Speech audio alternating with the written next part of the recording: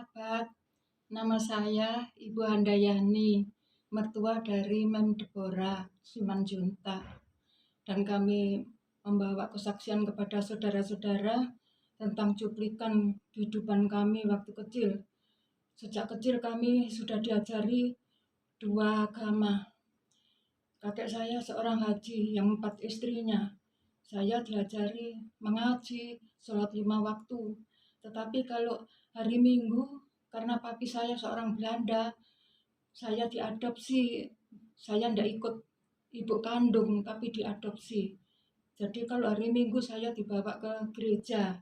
Begitulah. Lama-kelamaan saya sudah mengerti. Di dalam hati saya itu senang ikut Yesus. Karena apa? Kalau orang Kristen menikah satu saja sampai mati. Tetapi kakek saya 4 istrinya, jadi saya kurang suka. Terus begitulah setiap harinya. Saya selalu digembleng dengan agama itu. Mengaji sholat 5 waktu. Tapi lama-kelamaan, waktu saya pergi gereja ketahuan, dipukuli saya, dilarang, tidak boleh pergi gereja. Awas, sampai kamu pergi lagi, akan aku ajar lebih sakit lagi, begitu. Terus lama-kelamaan, papi saya kasihan melihat saya. Langsung saya diajak pindah ke kota, ke Surabaya. Disitulah kita dibesarkan. Nah, setelah dewasa, papi sama mami ini ngajak pulang ke negaranya papi, ke Belanda. Tapi mami tidak mau. Itulah pisah. Mereka pisah ranjang. Tapi saya senang ikut papi. Mami orangnya itu suka mukul, suka nyerepet. Jadi saya tuh menderita. Setelah itu mami kembali lagi ke kampung. Saya lari ke orang tua kandung. Diambil lagi. Begitulah. Tapi saya tidak kerasan ikut mami. Lari lagi. Diambil lagi. Begitulah. Setelah saya sudah dewasa, remaja, cepat-cepat dinikahkan. Saya belum mengerti apa-apa, belum mengenal sayang, cinta, belum kenal. Jadi dipaksain saya itu. Nah, disitulah saya menangis saja. Dan seorang duda yang anaknya 2, karena istrinya baru meninggal, anaknya yang besar TK, yang kecil masih digendong. Nah, itulah saya menangis saja, menderita saya itu.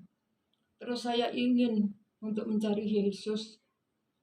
Terus saya cari gereja, tidak ada di situ. Saya ngomong-ngomong, tanya-tanya, ada tetangga pergi ke gereja. Saya ikut begitu. Terus ke Jalan Tidar, gereja Advent Jalan Tidar. Nah, disitulah saya langsung mendengar gereja Simo dibangun. Jadi saya pindah ke situ.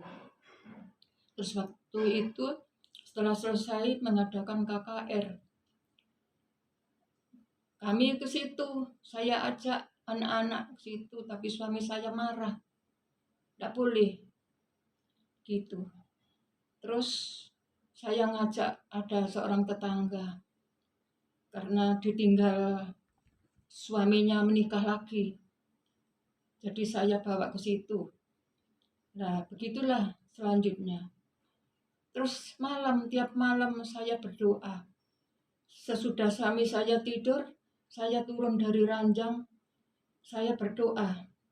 Tuhan sentuh dan jamah suami saya. Saya ingin satu keluarga seiman.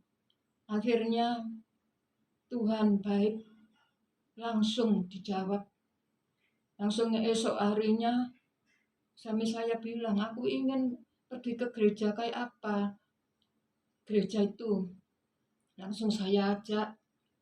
Waktu itu 6 orang anak saya, suami saya, pembantu saya, keponakan saya, tetangga saya, 11 orang kita.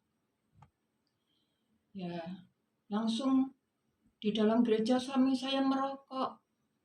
Memang orang itu perokok. Langsung film slide-nya dipasang, dilarang merokok. Langsung dimatikan. Itulah berdoa terus saya, supaya suami saya setia ikut Tuhan. Akhirnya sudah akhir mau baptisan, suami saya ditanyai mau ikut dibaptis. Nah itulah. Jadi 10 orang kita masuk di dalam kebenaran Tuhan. Dan waktu itu mertua saya itu seorang hajah datang ke rumah, langsung dikasih tahu tetangga saya, anakmu sekarang masuk Kristen gitu. Waduh, setelah mertua saya datang ke rumah, dimarah-marahi, pokok dicuci bersih lah saya nih.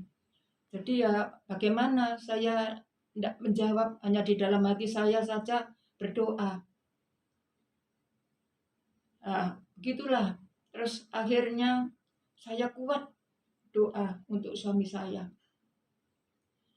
Sehingga suami saya sudah lepas dari makan makanan yang haram.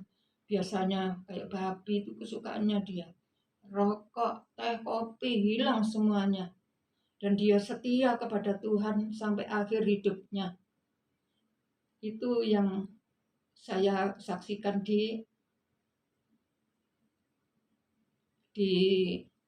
Surabaya. Setelah kami pindah ke Batam, maka kami bisa membawa 5 orang datang kepada Tuhan, yaitu menantu sama cucu sama orang Padang 1. Jadi 5 orang masuk dalam kebenaran.